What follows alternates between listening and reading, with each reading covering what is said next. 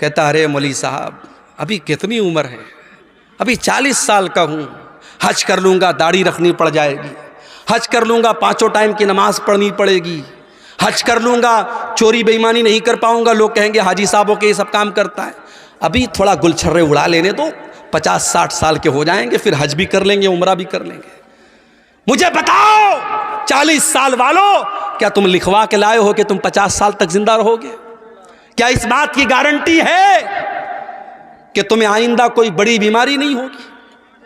اتنی چھوٹی سی عمر میں نے اپنی آنکھوں سے دیکھا ہے میرے بھائیوں، اپنی آنکھوں سے دیکھا ہے کتنے نوجوانوں کو اپنی آنکھوں سے دیکھا ہے، کوئی ایکسیڈنٹ میں مارا گیا، کوئی گھر سے نکلا تھا سیر و تفریح کرنے کے لیے، میری وائف میری اہلیہ کے خالہ کا بیٹا تھا، حافظ قرآن تھا، بڑا نیک بچہ تھا، عالم بھی تھا، گھر سے نکلا تھا، بقرعید کا موقع تھا، عید الاضحیٰ کا موقع تھا، اور اگر میری یادداشت دھوکہ نہیں کھا رہی شاید 4تھا دن تھا، دوستوں کے ساتھ بنارس میں وہ تفریح کرنے کے لیے گھومنے کے لیے بائک سے نکلا، اور میری اہلیہ اپنے مائکے میں تھیں، اور ان کی جو خالہ تھیں جو اس لڑکے کی ماں تھی وہ بھی اپنی بہن کے گھر آئی تھیں، اور بقرعید کا تہوار آپ جانتے ہیں کھانے پینے کا تہوار ہے، طرح طرح کی ڈشز کھائی جا رہی ہیں، نوجوان لڑکا گھر سے نکلا ہے، تہوار کا ٹائم ہے، بقرعید کا موقع ہے، وہ گھر سے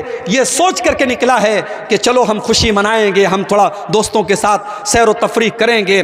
بائک سے وہ نکلتا ہے اور مغل سرائے ریلوے اسٹیشن سے قریب میں ایک ٹرک آتی ہے، اور ٹرک کا ڈرائیور شاید نشے میں رہا ہو یا نیند کے عالم میں رہا ہو، اس نے اس کی بائک میں ایسی ٹکر ماری ہے، آن دا اسپاٹ وہ لڑکا 18-20 سال کا وہ لڑکا انتقال کر جاتا ہے میرے بھائی، اور اتنی بری طریقے سے ایکسیڈنٹ ہوتا ہے، اس کے سر کا اور اس کے دھڑ کا جو حال ہوتا ہے وہ بیان کے باہر ہے میرے بھائی۔ اور تہوار کا موقع ہے، جب لاش گھر میں آتی ہے اور ماں باپ اس کی لاش کو دیکھتے ہیں میرے بھائی، ماں باپ کی آنکھوں سے آنسو نہیں تھمتے، خوشی کا تہوار اور خوشی کا موقع غم میں تبدیل ہو جاتا ہے میرے بھائیوں۔ موت کا فرشتہ آپ سے اپوائنٹمنٹ لے کر کے نہیں آئے گا، آپ سے پوچھ کر کے نہیں آئے گا کون سی بیماری، کون سا ایکسیڈنٹ، کون سی مصیبت اور کون سا بہانہ آپ کی زندگی کے خاتمے کی خبر لے کے آئے گا، آپ نہیں کہہ سکتے میرے بھائیوں۔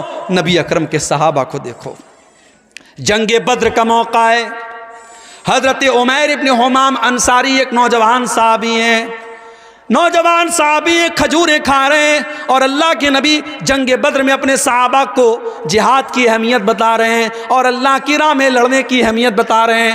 اللہ کے نبی صحابہ سے کہہ رہے ہیں اے میرے صحابہ، یہ جنگ بدر کا میدان ہے، یہ جنت کا میدان ہے، اٹھو اور جنت کو پانے کے لیے لڑ پڑو اور اللہ کی راہ میں قربانی دے دو۔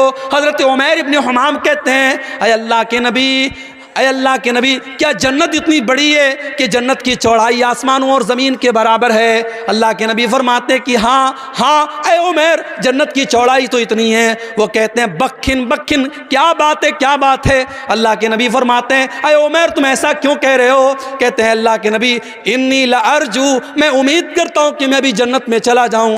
آپ نے فرمایا ہاں اے عمیر، اگر تم اللہ کی راہ میں لڑتے لڑتے شہید ہو جاؤ گے تو تم بھی اسی جنت کے حقدار بنو گے۔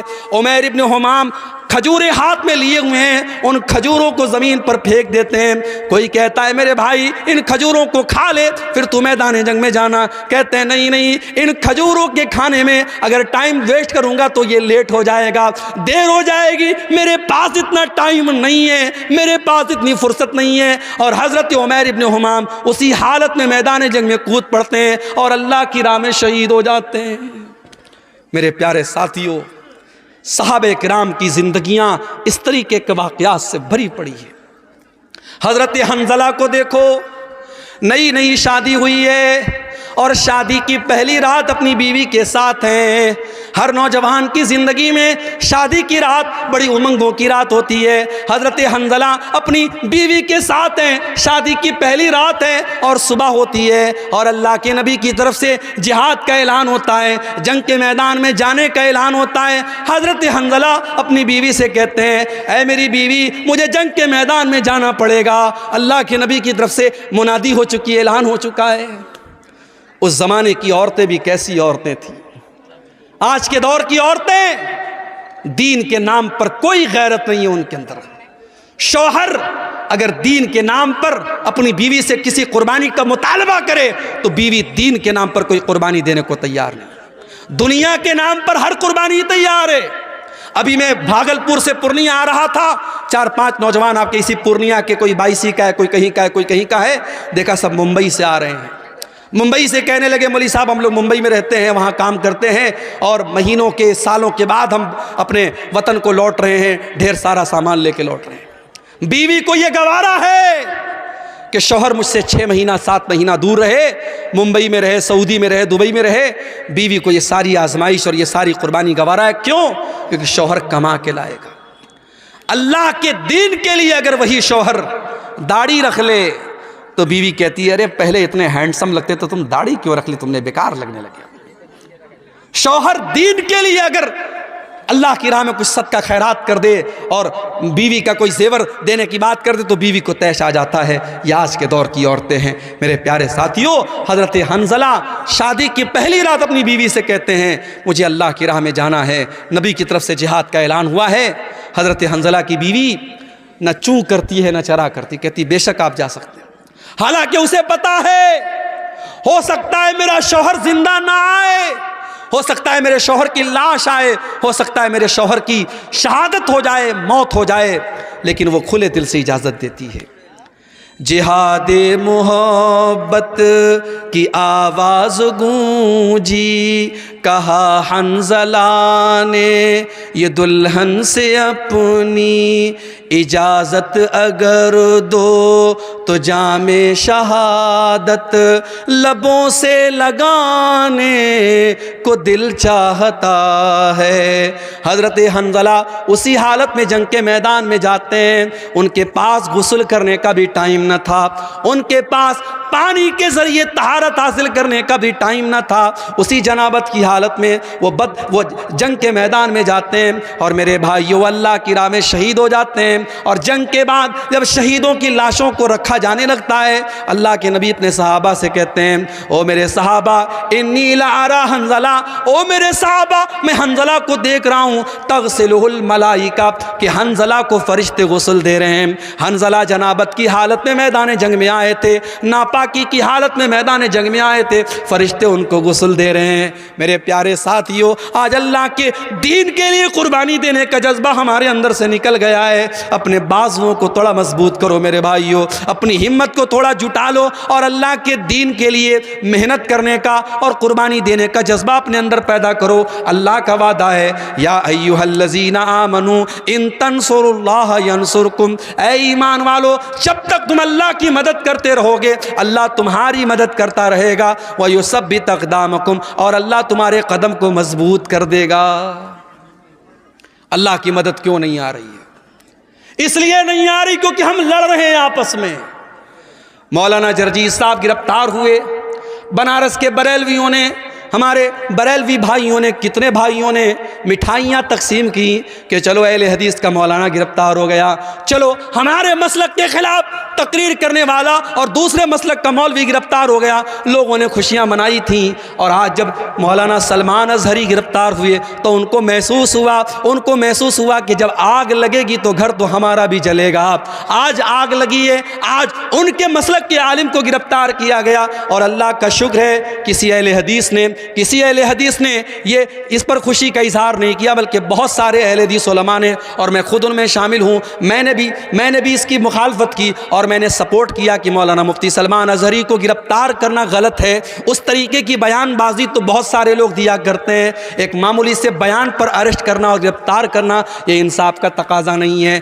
کب تک لڑتے رہو گے, کب تک آپس میں اس طریقے سے مسلک کے نام پر کھیل کھیلتے رہو گے؟ اگر آج اسلام کا کوئی دشمن آپ کے مسلمان کو پکڑ کر کے اس سے زبردستی کہتا ہے تم فلاں مذہب کا نعرہ لگاؤ اور فلاں معبود کا نعرہ لگاؤ, تو ہم اس کو دیکھ کر کے ہمیں غصہ آتا ہے. لیکن آپ جاؤ دیکھو فیس بک کے اوپر وہ ویڈیو بھی آپ دیکھو کہ ایک مسلمان کو بریلوی مسلک کے لوگوں نے پکڑا اور کہا کہ تو اعلیٰ حضرت کو مانتا ہے کہ نہیں مانتا ہے, تو بریلی شریف کو مانتا ہے کہ نہیں مانتا ہے, تو فلاں کو کافر مانتا ہے کہ نہیں مانتا ہے. یہ مسلک کی آگ اور یہ فرقے کی آگ اس قدر لگ چکی ہے کہ ایک مسلک کا مسلمان دوسرے مسلک کے مسلمان کو پکڑ کر کے جیسے موب لنچنگ کی گئی مسلمانوں کی، ایسے ایک مسلک کا مسلمان دوسرے مسلک کی موب لنچنگ کرنے تک کے لیے تیار ہے اور اس کو پکڑ کر کے دھمکا کر کے اس سے اپنے مسلک کے نعرے لگوا رہا ہے. کب تک ہم لڑتے رہیں گے میرے بھائی؟ آج پانی سر سے اونچا جا چکا ہے. جب ہمارا دشمن مسلک کی بنیاد پر اور فرقے کی بنیاد پر ہمارے درمیان کوئی تفریق نہیں کرتا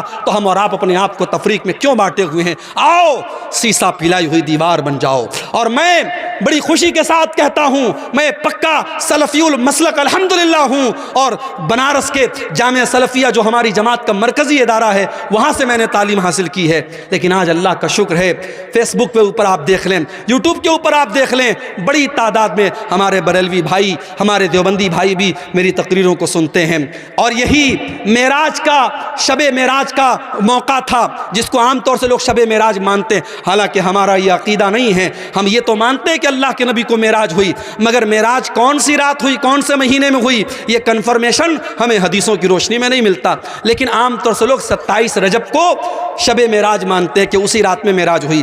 بنارس سے 100 کلومیٹر دور، بنارس سے 100 کلومیٹر دور ایک جگہ پڑتی ہے مچھلی شہر، وہاں پر بریلوی بھائی ہر سال پروگرام کراتے ہیں معراج النبی کے نام پر. آپ یوٹیوب پر جا کے دیکھ لیں، وہاں مجھے تقریر کا موقع دیا گیا. بریلویوں کا مجمع ہے، ان کے نعرے لگ رہے ہیں، ان کے علماء بیٹھے ہیں، وہاں پر الحمدللہ میں نے تقریر کی اور قرآن و حدیث کی روشنی میں کی، اور جو صحیح بات ہے، جو کتاب و سنت کی بات ہے وہ میں نے بیان کی. میرے بھائیوں، ہم چاہتے ہیں کہ ایسا ماحول بنے، ایک دوسرے کا احترام ہم کرنا سیکھیں، ایک دوسرے کے علماء کا احترام کرنا ہم سیکھیں. ہمارے جو اختلافات ہیں ہم ایک دائرے میں رہ کر کے اس کو حل کر سکتے ہیں. لیکن آج مسلک کھیلنے کا ٹائم نہیں ہے میرے بھائی. ہماری تاریخ یہ بتاتی ہے اندلس جیسا ملک مسلمانوں سے خالی ہو گیا، وہاں کی مسجدوں کو استبل بنا دیا گیا، وہاں کی مسجدوں میں ڈاس کے اڈے اور شراب کے اڈے بن گئے. کیوں؟ جاؤ اتہاس اٹھا کے دیکھو، تاریخ اٹھا کے دیکھو. اندلس کے مسلمان آپس میں لڑ پڑے، چھوٹی چھوٹی ریاستیں قائم ہو گئی، اندلس کے الگ الگ علاقے میں چھوٹی چھوٹی حکومتیں قائم ہو گئی. اور جب دشمن نے حملہ کیا، دشمن کا ساتھ اپنے مسلمان بھائی کے خلاف دیا ان لوگوں نے، نتیجہ یہ نکلا اندلس کے اندر سے مسلمان ختم ہو گئے. اور آج آپ اندلس میں دیکھیے، تلاش کرنا پڑے گا، دور دور تک آپ کو کوئی مسجد نہیں ملے گی، کوئی مسلمان نہیں ملے گا. میرے بھائیوں، اگر ہم اس تاریخ سے اپنے آپ کو بچانا چاہتے ہیں، ہمیں اپنے اندر اتحاد پیدا کرنا پڑے گا، یونٹی پیدا کرنا پڑے گا، اتحاد پیدا کرنا پڑے گا. اور جب ہم اتحاد کی بات کرتے ہیں تو معاف کیجئے، ہر چیز میں اتحاد کی بات آتی ہے. آگے ملک میں حکمرانی کس کی ہوگی، ملک کے اقتدار پر کون بیٹھے گا، ہم ڈیسائیڈ تو نہیں کر سکتے کون بیٹھے گا، مگر ہم یہ تو بتا سکتے ہیں کہ ہم مسلمان اس ملک میں ہم متحد ہو کر کے ہم ووٹنگ کرتے ہیں. آنے والے الیکشن کے موقع پر بھی آپ اپنے ووٹ کے ذریعے ایسی طاقتوں کو آپ اپنا ووٹ دیجئے جن کے بارے میں آپ کو یہ لگتا ہے کہ ہاں یہ ملک میں امن چین اور سکون کو بڑھاوا دیں گی، اور ایسی طاقتوں کو ناکام کیجئے جو ملک کے ماحول میں نفرت کا زہر گھولنا چاہتی ہیں. میرے بھائیوں، ہمیں اور آپ کو اپنے اندر اتحاد پیدا کرنا پڑے گا. قرآن کیا کہتا ہے؟ وَاعْتَصِمُوا بِحَبْلِ اللَّهِ جَمِيعًا، اے ایمان والو تم اللہ کی رسی کو مل کر کے تھام لو، وَلَا تَفَرَّقُوا، اور آپس میں تم فرقوں میں نہ بٹو، وَاذْكُرُوا نِعْمَتَ اللَّهِ عَلَيْكُمْ، اور اے ایمان والو تم اللہ کی نعمت کو یاد کرو، اِذْ كُنْتُمْ أَعْدَاءً، جب تم ایک دوسرے کے دشمن تھے، فَأَلَّفَ بَيْنَ قُلُوبِكُمْ، اللہ نے اپنے نبی کو بھیج کر کے تمہیں بھائی بھائی بنا دیا. آج تو حالات یہ ہیں، ایک سگا بھائی اپنے سگے بھائی کی زمین پر ناجائز قبضہ کر کے بیٹھا ہے. ایک سگا بھائی، دونوں ایک ماں کے بچے ہیں، ایک پیٹ سے پیدا ہوئے ہیں، ایک باپ کا خون دونوں کی رگوں میں دوڑ رہا ہے، لیکن سگا بھائی اپنے سگے بھائی کی زمین پر ناجائز قبضہ کر کے بیٹھا ہے. سگا بھائی اپنے بھائی کے خلاف عدالت میں کیس لڑ رہا ہے، اور اس کو معلوم ہے زمین میری نہیں ہے، جائیداد میری نہیں ہے، میرے بھائی کی ہے، مگر پیسے اور زمین اور جائیداد کی ایسی لالچ ہے، اپنے بھائی کے خلاف کیس لڑ رہا ہے. کان کھول کر کے سن لو، میرے نبی کی عدالت کا فیصلہ، دنیا کی عدالت کا فیصلہ بعد میں دیکھنا، سپریم کورٹ اور ہائی کورٹ کا فیصلہ بعد میں دیکھنا، پہلے دیکھو ہمارے نبی کی عدالت کا کیا فیصلہ ہے.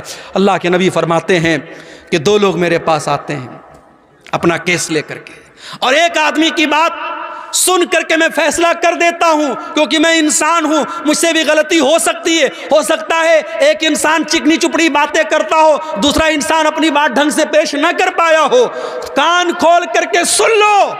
اللہ کے نبی فرماتے ہیں اگر میں نے فیصلہ غلط کر دیا، جس کی زمین نہیں تھی، جس کی جائیداد نہیں تھی، جس کا حصہ نہیں تھا، اس کو میں نے دے دیا، فَإِنَّمَا أَقْطَعُ لَهُ قِطْعَةً مِّنَ النَّارِ۔ کان کھول کر کے سن لو، میں اس کو زمین کا ٹکڑا نہیں دے رہا ہوں، میں اس کو جہنم کی آگ کا ٹکڑا دے رہا ہوں۔ او لوگو، اپنے بھائی کی، اپنی بہن کی زمین آپ نے ناجائز طریقے سے ہتھیا بھی لی۔ آپ نے زمین نہیں ہتھیائی، آپ نے بلڈنگ نہیں لی، آپ نے گھر نہیں لیا، آپ نے کھیت نہیں لیا، آپ نے تو جہنم کا ٹکڑا لے لیا، آپ نے تو بہت بڑا گھاٹے کا سودا کر لیا۔ گھاٹے کا سودا آپ نے کر لیا۔ میرے بھائیوں، قرآن کہہ رہا ہے کہ متحد ہو جاؤ، اللہ کے بندو بھائی بھائی بن جاؤ۔ نبی کے صحابہ بھائی بھائی بن کر کے رہے۔ مکہ کے مہاجر جب مدینہ پہنچے، مدینہ کے انصاریوں نے کھلے دل سے کہا کہ ہمارے بھائیوں، ہمارے گھر کے دروازے آپ کے لیے کھلے ہیں۔ یہاں تک کہا زمین میری ہے، کھیت میرا ہے، جائیداد میری ہے، لیکن نبی نے آپ کو میرا بھائی بنایا ہے، آ جاؤ ہم زمین کے 2 ٹکڑے کر دیتے ہیں، گھر کے 2 حصے کر دیتے ہیں، کھیت کے 2 حصے کر دیتے ہیں، آدھا تم لے لو، آدھا میں لے لیتا ہوں۔ یہاں تک کہا میری 2 بیویاں ہیں، تم کسی ایک کو پسند کر لو، میں طلاق دے دیتا ہوں، تم نکاح کر لینا۔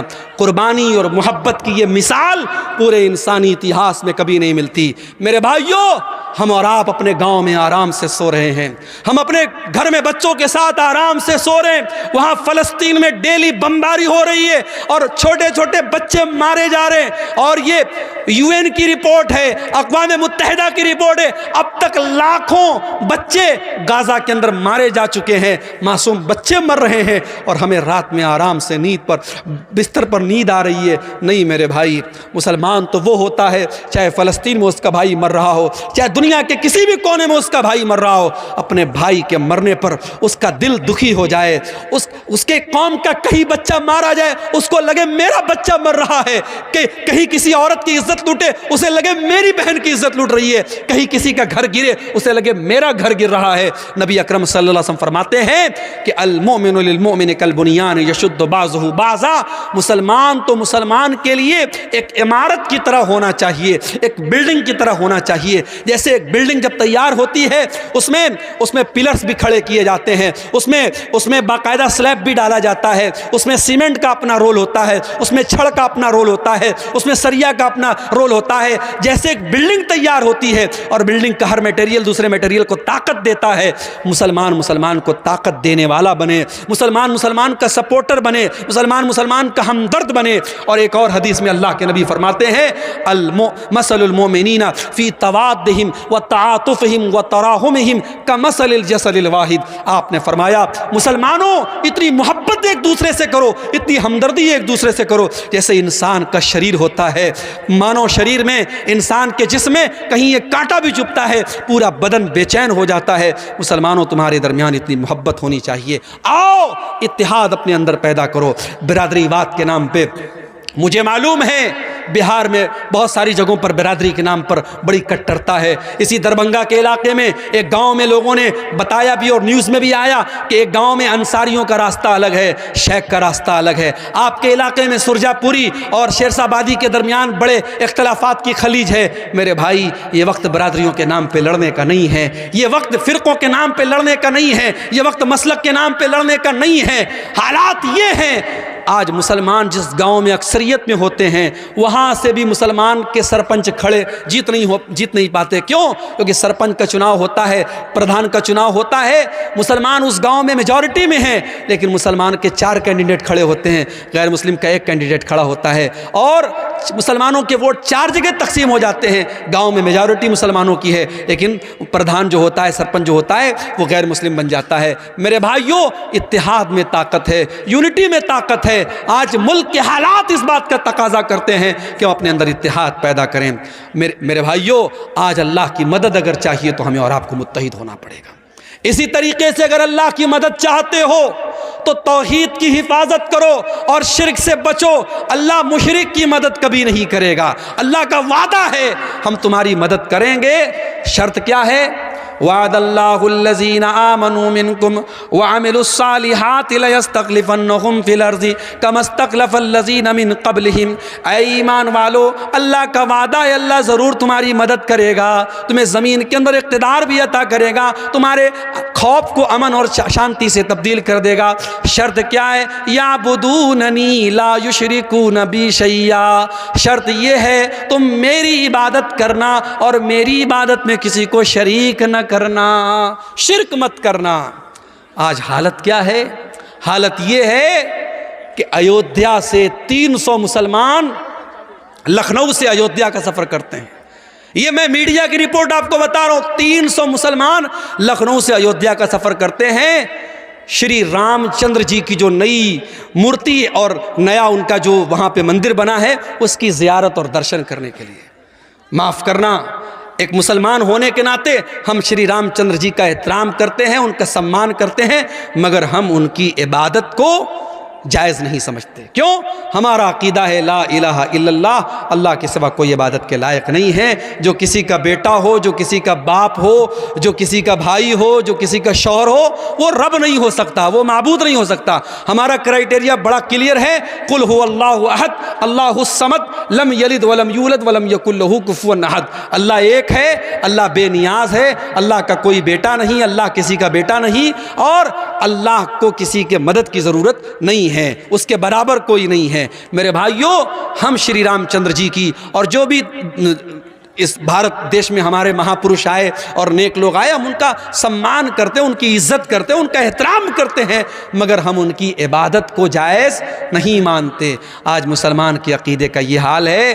300 مسلمان جاتے ہیں اور ان کی زیارت کے لیے اور ان کے آگے سر جھکانے کے لیے جاتے ہیں. اور صاحب میڈیا میں ان کا بڑا مہیما منڈن ہوتا ہے کہ صاحب یہ ہیں دیش کے سچے مسلمان، یہ دیش بھکت مسلمان ہیں. معاف کرنا، دیش کا سنویدھان ہم سے یہ نہیں کہتا ہے کہ مسلمان تب اچھا ہندوستانی بنے گا جب وہ دوسرے مذہب کی تعریف کرے گا، بلکہ ہمارے دیش کی تو یہی خاصیت ہے. یا ہندو ہندو رہ کر، مسلمان مسلمان رہ کر، سکھ سکھ رہ کر، عیسائی عیسائی رہ کر، یہودی یہودی رہ کر، بودھ بودھ رہ کر، ہر مذہب والا اپنے مذہب پر رہ کر ہندوستانی ہے. اور ہندوستان کا سنویدھان اور آئین اسے اپنے مذہب پر عمل کرنے کی آزادی دیتا ہے. میرے بھائیوں، ہماری ہندوستانیت پر شک کرنے کا کسی کو کوئی ادھیکار نہیں ہے. اس ملک کی آزادی میں ہمارے علماء کا خون شامل ہے، ہمارے علماء کا خون شامل ہے. اور آپ کے اسی بہار کی سرزمین پر علماء صادق پور، پٹنہ کا ایک علاقہ اور ایک محلہ تھا صادق پور، انگریزوں نے بلڈوزر چلوا دیے، پورے محلوں کو ختم کروا دیا. اور جواہر لال نہرو نے کبھی کہا تھا کہ ملک میں کی آزادی میں تمام لوگوں کی قربانی ایک طرف ہے اور علماء صادق پور کی قربانی ایک طرف ہے. میرے پیارے ساتھیوں، ہمارے علماء کے خون بہے ہیں، ہمارے علماء نے پھانسی کے پھندے پر جھولے ہیں اور کالا پانی کی سزائیں انہوں نے جھیلی ہیں، تب جا کر یہ ملک آزاد ہوا ہے. اس ملک کو ہم نہ کبھی چھوڑے ہیں اور نہ چھوڑیں گے انشاءاللہ. یہ بات یاد رکھو میرے بھائیوں، اس ملک کا کوئی فیصلہ ہماری آواز کے بغیر ادھورا ہے، مگر ہمیں اپنے حالات پر بھی غور کرنا پڑے گا. ہمیں اپنے حالات پر بھی غور کرنا پڑے گا کہ آج ہمارا عقیدہ جو ہمارے دین کی سب سے مضبوط بنیاد ہے، آج عقیدے کا کیا حال ہے. آج ہم نیوز میں جب دیکھتے ہیں فلاں جگہ مسلمان لڑکی اسلام چھوڑ کر کے فلاں مذہب میں داخل ہو گئی، تو ہمارے سر تو شرم سے جھک جاتے ہیں. ہمیں شرم آتی ہے کہ پیار اور محبت میں اتنی طاقت ہے کیا؟ فیس بک اور انسٹاگرام پر کسی نے آئی لو یو بول دیا، محبت کے اقرار کر دیا، تو ہماری مسلمان بہن اس کے پیار میں اتنی بچ گئی کہ اسلام کو اس نے چھوڑ دیا. کیا ہماری تربیت میں اتنی کمی تھی میرے بھائی؟ نہیں میرے بھائی، کہیں نہ کہیں تو پانی مر رہا ہے، کہیں نہ کہیں تو کمی ہو رہی ہے. ورنہ ہمارے اتہاس، ہماری تاریخ میں تو ان عورتوں کا تذکرہ ہم نے پڑھا ہے.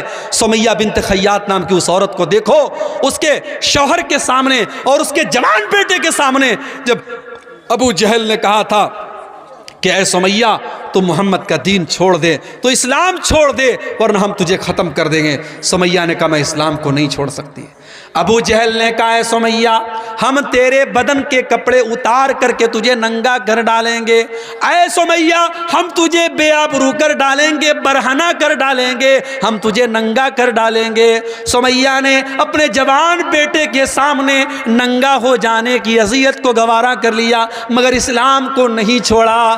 نتیجہ یہ نکلا بڑی بے رحمی سے اور بڑے حیوانی طریقے سے ابو جہل نے حضرت سمیہ کو شہید کر ڈالا۔ اسلام کی راہ میں پہلی شہادت پانے والی خاتون حضرت سمیہ ہے۔ میری پیاری ماں بہنوں، آپ کی تاریخ تو ایسی عورتوں سے بھری پڑی ہے، مگر آج حالات یہ ہیں مسلمان لڑکی اسکول میں جا رہی ہے، کالج میں جا رہی ہے، اسکول میں پڑھا رہی ہے، آنگن باڑی میں کام کر رہی ہے، غیر مسلموں کے ساتھ ٹچ میں ہے، اور وہاں کسی غیر مسلم نے پیار کا اظہار کیا، پیار کا اقرار کیا، اور یہ اس کے جال میں پھنس گئی، اور جال میں ہی نہیں پھنسی بلکہ اپنے اسلام کو، اپنے دین کو چھوڑنے کے لیے تیار ہو گئی۔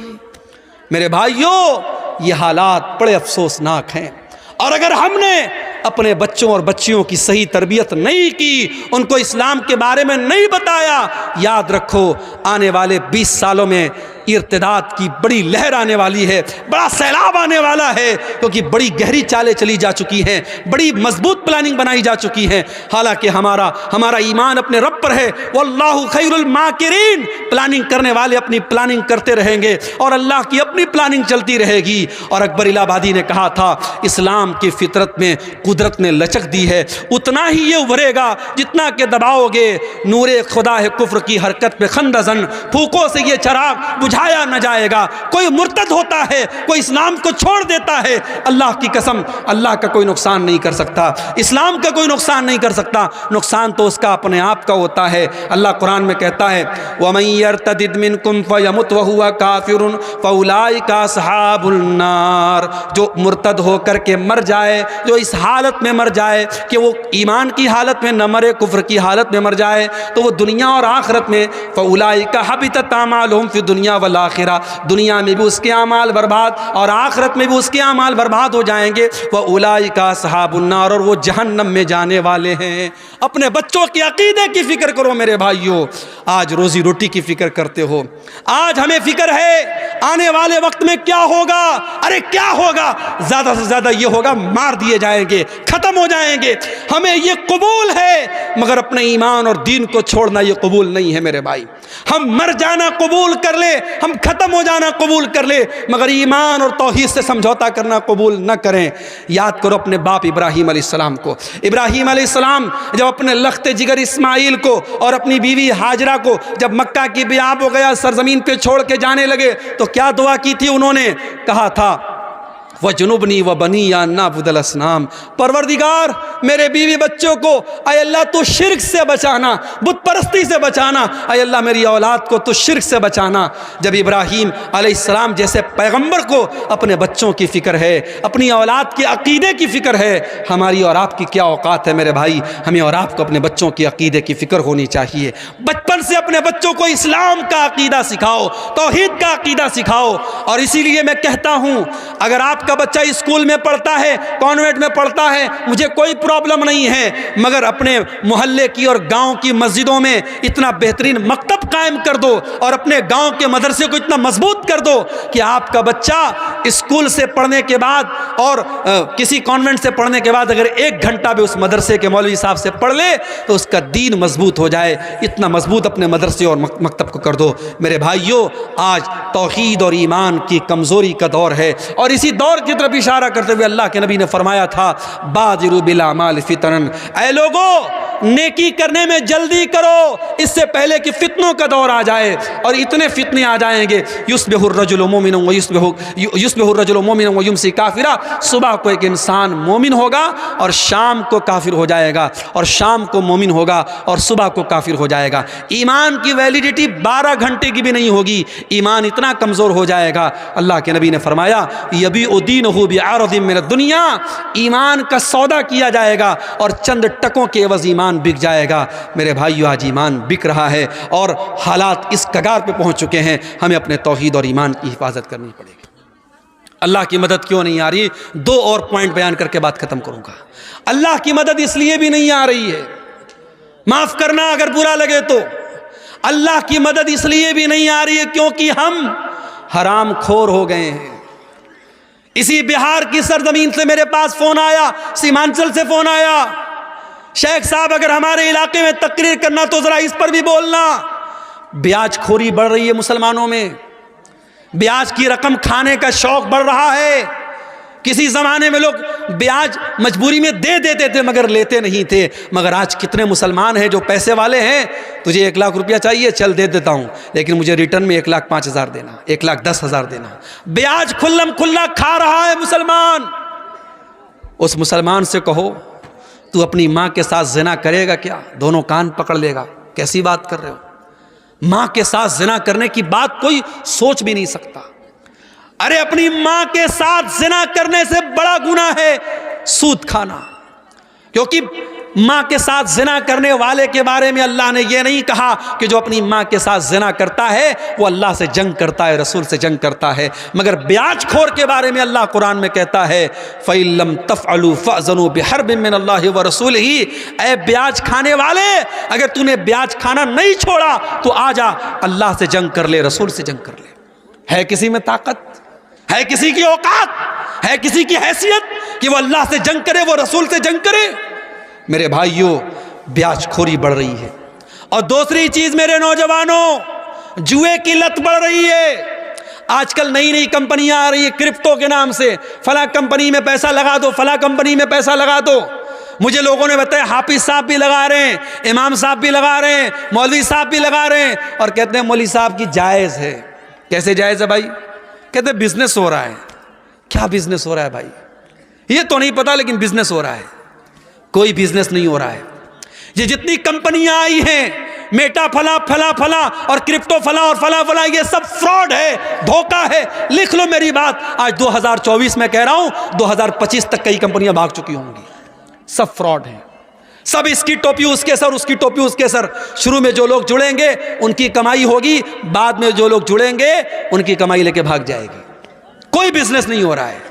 اور ایک بات سن لو، اگر کسی بزنس میں پیسہ لگاتے بھی ہو تو اتنا سمپل نہیں ہے۔ لوگ اکثر یہ سوال کرتے ہیں شیخ صاحب شیئر مارکیٹ میں پیسہ لگانا کیسا ہے؟ لگا سکتے ہو مگر کچھ شرط ہے۔ اب مثال کے طور پر ٹاٹا ہے، ٹاٹا بہت بڑی کمپنی ہے، ٹاٹا جو ہے گاڑی بھی بنا رہی ہے، ٹاٹا فون بھی بنا رہی ہے، ٹاٹا کی اپنی ٹیلی کام کمپنی بھی ہے، ٹاٹا کی اپنی جو ہے آئی ٹی کمپنی بھی ہے، ٹاٹا بہت بڑی کمپنی ہے۔ اب ٹاٹا کے کس کمپنی میں آپ شیئر لگا رہے ہیں؟ آپ کا پیسہ کس کمپنی میں لگا ہے اور وہ کمپنی کیا کام کرتی ہے، یہ دیکھ لو، آپ شیئر مارکیٹ میں پیسہ لگا سکتے اگر وہ جائز کام کر رہی ہے تو۔ آپ کسی بھی کمپنی میں پیسہ لگا دیے، وہ کہہ رہا ہے بھائی 1 لاکھ روپیہ آپ ہماری کمپنی میں لگا دو، ہم ہر مہینہ آپ کو 10,000 روپیہ دیں گے۔ لوگ کو لگتا ہے یار بڑا آسان طریقہ ہے۔ ابھی کچھ دنوں پہلے حیدرآباد اور ممبئی میں ایک بہت بڑی کمپنی، میں نام نہیں لوں گا، آپ لوگ سنے ہوں گے، جانتے ہوں گے، اس میں مسلمان نام دیکھ کر اور علماء کا نام دیکھ کر لوگوں نے پیسہ لگایا، کروڑوں لوگوں کا پیسہ ڈوب گیا۔ کتنے بمبئی کے ہمارے جاننے والے علماء کا پیسہ ڈوب گیا۔ کتنے لوگوں نے اپنے فلیٹ بیچ دیے، گھر بار بیچ دیا کہ جب بیٹھے بٹھائے 50,000 روپیہ مل رہا ہے تو گھر مکان کو رکھنے کی کیا ضرورت، سب بیچ دیا اور کروڑوں روپیہ ان کا ڈوب گیا۔ میرے پیارے ساتھیوں، اس طریقے کے دھوکے بازوں سے ہوشیار رہو۔ آپ اپنے پیسے کو حلال جگہ لگاؤ، جائز جگہ لگاؤ، اللہ کا نام لے کے لگاؤ۔ بزنس ہے، کبھی پروفٹ ہوگا کبھی لاس ہوگا، لیکن اگر آپ کی نیت صحیح ہوگی اللہ ضرور برکت دے گا۔ اور صحابہ میں ہمیں کروڑ پتی صحابہ بھی ملتے ہیں۔ یاد رکھو، پوری امانت داری کے ساتھ اور پوری بصیرت کے ساتھ کہہ رہا ہوں، پیسہ کماؤ۔ ہمیں علماء کی بھی ضرورت ہے، ہمیں پیسے والوں کی بھی ضرورت ہے۔ یہ پیسے والے نہ ہو مدرسے نہیں چل سکتے۔ ہمیں کروڑ پتیوں کی بھی ضرورت ہے، ہماری مسجدیں، ہمارے مدرسے، ہمارے دین کے کام کیسے چلیں گے؟ کروڑ پتی بنو، حلال طریقے سے بنو میرے بھائی، حرام طریقے سے پیسہ مت کماؤ۔ جوئے کے ذریعے، سٹے کے ذریعے راتوں رات امیر بننے کے سپنے بند کر دو۔ محنت کرو، مزدوری کرو، بزنس میں پیسہ لگاؤ، بزنس کے ذریعے پیسہ کماؤ۔ نیت صحیح ہوگی اور آپ کے مقدر میں لکھا ہوگا، یقیناً آپ آگے بڑھیں گے۔ میرے پیارے ساتھیوں، اللہ کے نبی نے فرمایا کہ جس بدن کے اندر حرام کی کمائی جاتی ہے فالنار اولی بہ، وہ بدن جہنم کی آگ میں جائے گا۔ اور یہی نہیں، اللہ کے نبی صلی اللہ علیہ وسلم یہاں تک فرماتے ہیں اگر کوئی حرام کمائی کھاتا ہے اور بہت لمبا سفر کر کے اس کے بال میلے ہو جاتے ہیں، اس کے کپڑے میلے ہو جاتے ہیں، اور اللہ کی بارگاہ میں ہاتھ پھیلا کے دعا کرتا ہے، یا ربی کہہ کے دعا کرتا ہے، لیکن وَمَطْعَمُهُ حرام وَمَشْرَبُهُ حرام وَمَلْبَسُهُ حرام وَغُذِّيَ بِالْحرام، اس کا کھانا حرام کمائی کا، اس کا پانی حرام کمائی کا، اس کا کپڑا حرام کمائی کا، اس کی پرورش حرام کمائی کی، تو اللہ کے نبی فرماتے ہیں فَأَنَّا يُسْتَجَابُ لِذَلِكَ، اس کی دعا کہاں سے قبول ہوگی؟ بیاج کھانے والا عمرہ کر لے، حج کر لے، کھانے کعبہ کا دروازہ پکڑ پکڑ کے رو رو کے دعا کرے، اس کی دعا کیسے قبول ہوگی جب میرے نبی کہتے ہیں حرام خور کی دعا قبول نہیں ہوتی؟ میرے بھائیو، آج اللہ کی مدد اس لیے بھی نہیں آ رہی ہے کیونکہ مسلمان پیسہ کمانے کی اندھی ریس میں لگ چکا ہے، بیاج بھی کھا رہا ہے، جوا بھی کھیل رہا ہے، سٹا بھی کھیل رہا ہے، آن لائن ایپس کے ذریعے حرام طریقے سے پیسہ بھی کما رہا ہے۔ میرے بھائیو، کمائی کو حلال کرو، کمائی کو حلال کرو۔ سلف کہا کرتے تھے اطب مطعمک تجب دعوتک، اپنی کمائی کو، اپنے کھانے کو حلال کر لو، تمہاری دعا قبول ہوگی، اللہ کی مدد آئے گی اگر ہماری کمائی حلال ہو جائے گی۔ اسی طریقے سے میرے بھائیوں، اگر ہم چاہتے ہیں کہ اللہ کی مدد آئے، میرے نوجوان ساتھیوں، آپ کو اپنی جوانی کی حفاظت کرنی پڑے گی، اپنی جوانی کی اہمیت کو سمجھنا پڑے گا۔ اللہ کی قسم دل دکھتا ہے جب فجر کی نماز میں یہ چند بوڑھے ہمیں مسجد میں نظر آتے ہیں، نوجوان کہاں مر گئے؟ میری قوم کے نوجوان کہاں مر گئے؟ وہ رات کو 2 بجے تک، 3 بجے تک واٹس ایپ پر چیٹنگ کرتے رہے، لڑکیوں سے باتیں کرتے رہے، عیاشیاں کرتے رہے، فیس بک کی ریلز دیکھتے رہے، یوٹیوب کے شارٹ دیکھتے رہے، بے حیائی کے مناظر دیکھتے رہے، رات کو 3 بجے تک ہمارا نوجوان یہ سب دیکھ رہا ہے۔ اور فجر کی اذان جب ہوتی ہے اور مؤذن کہتا ہے الصلاۃ خیر من النوم، نماز نیند سے بہتر ہے، ہمارا نوجوان بستر پہ سویا رہتا ہے۔ میرے نوجوانوں، یہ اذان کی آواز صرف 70 سال والوں کے لیے نہیں، آپ کے لیے بھی ہے۔ اور میرے رب کی قسم، آپ جب فجر کی نماز میں اٹھ کے جاتے ہیں، شیطان ذلیل ہوتا ہے، شیطان پچھتانے لگتا ہے کہ میں اس نوجوان کو کیسے روک نہیں پایا، اس کو میں فجر کی نماز میں کیسے میں روک نہیں پایا۔ نوجوانوں، اپنے آپ کو نماز کا پابند بنا لو۔ اور بعض نوجوان مجھ سے پوچھتے ہیں، میرے پاس واٹس ایپ پر میسج بھی آتا ہے، شیخ صاحب گندی عادت میں پڑ گیا ہوں، گندے ویڈیوز دیکھنے کی عادت ہو گئی، لڑکیوں سے چیٹنگ کرنے کی عادت ہو گئی، حرام کام کی عادت پڑ گئی، شیخ صاحب کوئی علاج بتا دیجئے، کوئی طریقہ بتا دیجئے۔ آؤ طریقہ بتاتا ہوں قرآن کی روشنی میں۔ گندی عادتوں سے بچنا ہے، بری عادتوں سے بچنا ہے، عیاشی سے بچنا ہے، موبائل کے غلط استعمال سے بچنا ہے۔ ایک نسخہ بتاتا ہوں، نوٹ کر لو میرے بھائی۔ قرآن میں اللہ فرماتا ہے فَخَلَفَ مِن بَعْدِهِمْ خَلْفٌ أَضَاعُوا الصَّلَاةَ وَاتَّبَعُوا الشَّهَوَاتِ فَسَوْفَ يَلْقَوْنَ غَيًّا۔ اللہ قرآن کے 16ویں پارے میں فرما رہا ہے کہ جو لوگ نماز نہیں پڑھتے ہیں، جو لوگ نماز کی پابندی نہیں کرتے ہیں، وہی لوگ خواہشات کی پیروی کرتے ہیں، وہی لوگ شہوتوں کی پیروی کرتے ہیں، اور وہی لوگ جہنم میں جائیں گے۔ اس کا الٹا یہ مطلب نکلا کہ جو نماز کی پابندی کرے گا، جو 5 ٹائم کی نماز ہر حال میں پڑھے گا، وہ خواہشات کی پابندی سے بچے گا، وہ غلط شہوتوں سے بچے گا، وہ عورت کے فتنے سے بچے گا، وہ جس کو یہ رات میں فکر ہوگی مجھے صبح فجر کی نماز جماعت کے ساتھ پڑھنی ہے، وہ رات میں کوئی گندا کام کرنے کے پہلے 1000 بار سوچے گا، وہ موبائل پر کوئی گندی چیز دیکھنے کے پہلے 1000 بار سوچے گا کہ یار میں نمازی آدمی ہوں، یہ چیز مجھے سوٹ نہیں کرتی ہے، وہ بند کر دے گا، وہ نہیں دیکھے گا۔ اگر بچنا چاہتے ہو نماز کی پابندی کرو، اور یہی بات اللہ قرآن کے 21ویں پارے میں کہتا ہے اتل ما اوحی الیک من الکتاب واقم الصلاۃ ان الصلاۃ تنہی عن الفحشاء والمنکر۔ اے نبی، قرآن کی تلاوت کرو اور نماز کی پابندی کرو، نماز بے حیائی اور برائی سے روکتی ہے۔ یہ 2 کام کر لو، قرآن کی تلاوت پابندی سے کرو اور نماز پابندی سے پڑھو، پھر دیکھو بے حیائی سے بچتے ہو کہ نہیں بچتے ہو، برائی سے بچتے ہو کہ نہیں بچتے ہو۔ میرے بھائیوں، نماز کی پابندی کرو، اور نماز کوئی معمولی چیز نہیں ہے، ٹینشن کو دور کرنے والی چیز نماز ہے۔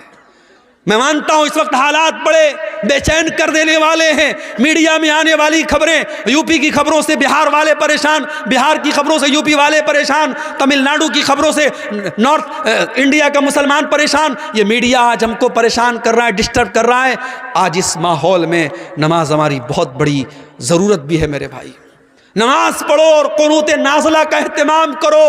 میرے نبی دشمنوں پر بد دعا کرنے کے لیے قنوت نازلہ پڑھتے تھے. آج قنوت نازلہ پڑھو اور نماز کی پابندی کرو. اللہ قرآن میں کہتا ہے وَاسْتَعِينُوا بِالصَّبْرِ وَالصَّلَاةِ، صبر اور نماز کے ذریعے اللہ کی مدد طلب کرو. میرے بھائی، میرے نبی جب ٹینشن میں ہوتے تھے، پریشانی میں ہوتے تھے، حضرت حذیفہ رضی اللہ تعالیٰ عنہ کہتے ہیں اللہ کے نبی نماز کے لیے کھڑے ہو جاتے تھے. آج ہمیں نماز کی اہمیت پر بھی توجہ دینے کی ضرورت ہے میرے بھائی. اور آخری چیز، ہماری مائیں بہنیں اس امت کی بڑی قیمتی متاع ہیں. اس امت کی مائیں بہنیں، اس امت کی عورتیں اس امت کی بہت قیمتی دولت ہیں. کیوں؟ کیونکہ یہ کسی کی ماں بنتی ہیں، کسی کی بیوی بنتی ہیں، کسی کی بیٹی ہوتی ہیں، کسی کی بہن ہوتی ہیں. ایک عورت کے کئی روپ ہوتے ہیں اور اسلام نے عورت کے ہر روپ کی بڑی عزت کی ہے. اسلام میں عورت کو پوجا تو نہیں گیا، عورت کی عبادت تو نہیں کی گئی. اسلام میں عبادت صرف اللہ کی ہے. مگر عورت اگر ماں ہے تو اسلام نے کہا اس کی عزت کرو، اس کے قدموں کے نیچے تمہاری جنت ہے. عورت اگر بیوی ہے، قرآن کہتا ہے وَمِنْ آيَاتِهِ أَنْ خَلَقَ لَكُم مِّنْ أَنفُسِكُمْ أَزْوَاجًا لِتَسْكُنُوا إِلَيْهَا. بیوی تمہیں سکون پہنچاتی ہے، تمہارے گھر کو شانتی دیتی ہے، تمہارے بچوں کو پالتی ہے، تمہارے دل کو سکون پہنچاتی ہے. یہی بیوی بیٹی، یہی عورت بیٹی ہے تو اللہ کے نبی فرماتے ہیں من ابتلی من هذه البنات شيئا كن له سترا من النار. جس کو اللہ بیٹی دے کر کے آزماتا ہے اور اس امتحان میں وہ کھرا اترتا ہے، بیٹی اپنے ماں باپ کو جہنم کی آگ سے بچاتی ہے. یہی عورت جب بہن بنتی ہے، اللہ کے نبی فرماتے ہیں جس کی 3 بہنیں ہوں اور ان بہنوں کی صحیح دیکھ بھال کرے، صحیح پرورش کرے، ان کا صحیح جگہ شادی کر دے، کن لہو سترا من النار. وہ بیٹیاں اپنے بھائیوں، وہ بہنیں اپنے بھائیوں کے لیے نجات کا ذریعہ بن جاتی ہیں. میرے بھائیوں، عورت کا ہر روپ اسلام کی نظر میں بڑا قیمتی ہے. مگر آج ہماری ماں بہنوں کو بھی سوچنا پڑے گا کہ آج وہ کہاں کھڑی ہیں. آج جب ہم اللہ کی قسم انسٹاگرام پر اور فیس بک پر اور واٹس ایپ پر جب کسی مسلمان عورت کو بے حیائی میں کے کام میں دیکھتے ہیں تو ہمیں ڈبل تکلیف ہوتی ہے. بے حیائی کا کام کوئی بھی عورت کرے یہ تکلیف کی بات ہے، مگر مسلمان عورت کرے تو یہ ڈبل تکلیف کی بات ہے کہ ہماری قوم کی لڑکی، ہماری قوم کی بہن ہے. ابھی بھاگلپور میں اترا، ایک غیر مسلم، دیکھنے میں بظاہر ایک غیر مسلم لڑکا تھا، دیکھا اس کے ساتھ ایک عورت بالکل چپک کر کے بیٹھی ہے، باتیں کر رہی ہے. کچھ دیر کے بعد موبائل پر فون آیا میرے سامنے، اس نے سامنے والے سے بات کر کے السلام علیکم کہا. کپڑے سے نہیں لگا مسلمان ہے، اس کے چہرے پر جو اسکارف بنا ہوا تھا اس سے نہیں لگا مسلمان ہے، لیکن جب فون پر اس نے السلام علیکم کہا مجھے پتہ لگ گیا مسلمان ہے. مجھے بڑی تکلیف ہوئی کہ یہ مسلمان لڑکی کسی غیر مسلم لڑکے کے ساتھ اس طریقے سے آٹو پہ ٹوٹو پہ بیٹھ کے کیا کر رہی ہے. یہ حالات آج ہماری قوم کے ہیں. میری ماں اور بہنوں، آج آپ کو اپنی ذمہ داری کو سمجھنا پڑے گا. آج آپ کو بے حیائی اور بے غیرتی کے اس طوفان کا مقابلہ کرنا ہے، اس کا شکار نہیں بننا ہے. عورت بڑی قیمتی چیز بھی ہے اور شیطان کا بہت بڑا ہتھیار بھی ہے. اللہ کے نبی فرماتے ہیں الدنیا کلھا متاع وخیر متاع الدنیا المرأۃ الصالحہ. دنیا کی سب سے قیمتی دولت نیک عورت ہے. اور اللہ کے نبی یہ بھی فرماتے ہیں المرأۃ عورۃ، عورت پردے میں رہنے کی چیز ہے. فاذا خرجت، جب یہ عورت گھر سے نکلتی ہے استشرفها الشیطان، تو شیطان کا شکار بن جاتی ہے، شیطان کا آلہ بن جاتی ہے. اس لیے میری ماں اور بہنوں، آپ دودھاری کھنجر ہیں. آپ کے ذریعے اچھا کام بھی ہو سکتا ہے اور آپ کے ذریعے سماج کو بگاڑا بھی جا سکتا ہے. اب یہ آپ طے کر رہے ہیں آپ کو کیا کرنا ہے. اور مردوں سے میں گزارش کروں گا کہ آپ کے گھر کی عورتیں کیا پہن رہی ہیں، کس حالت میں نکل رہی ہیں، یہ دیکھنا آپ کی ذمہ داری. آپ دیوس نہ بنیں، آپ بے غیرت نہ بنیں. جس بھائی کی بہن بے پردہ نکلے، جس باپ کی بیٹی بے پردہ نکلے، جس شوہر کی بیوی بے پردہ نکلے، وہ دیوس ہے، وہ بے غیرت ہے. اور میرے نبی نے فرمایا 3 لوگ قیامت کے دن ایسے ہوں گے اللہ تعالیٰ ان کی طرف دیکھے گا بھی نہیں. ان 3 لوگوں میں ایک وہ انسان بھی ہوگا الدیوس الذی یقر فی اہلہ الخبث، وہ بے غیرت آدمی جس کے گھر میں بے غیرتی کا کام ہو رہا ہو اور اس کو کوئی فرق نہ پڑ رہا ہو. میرے بھائیوں، بے غیرتی اللہ کو پسند نہیں. اللہ غیرت والا ہے، اللہ کو بے غیرت لوگ پسند نہیں ہیں. اس لیے اپنے گھروں میں غیرت کا ماحول پیدا کرو. اپنے گھر میں یہ بتاؤ، فرق بتاؤ اپنی جوان بیٹیوں کو، یہ خالہ کا لڑکا ہے، یہ ماموں کا لڑکا ہے، یہ چاچا کا لڑکا ہے، یہ غیر محرم ہے. کسی کو الاؤ مت کرو. واٹس ایپ پر کسی کا سلام آیا، اپنی بہنوں سے کہنا چاہتا ہوں خبردار کسی اجنبی کو لفٹ مت کراؤ. وہ پہلے بھائی بن کر کے بات کرے گا، پھر دوست بن جائے گا، پھر بوائے فرینڈ بن جائے گا، پھر ملنے کی بات کرے گا، پھر تمہاری خوبصورتی کی تعریف کرے گا. وہ کس طریقے سے پٹی پڑائے گا تم نہیں سمجھ سکتی. اس لیے خبردار.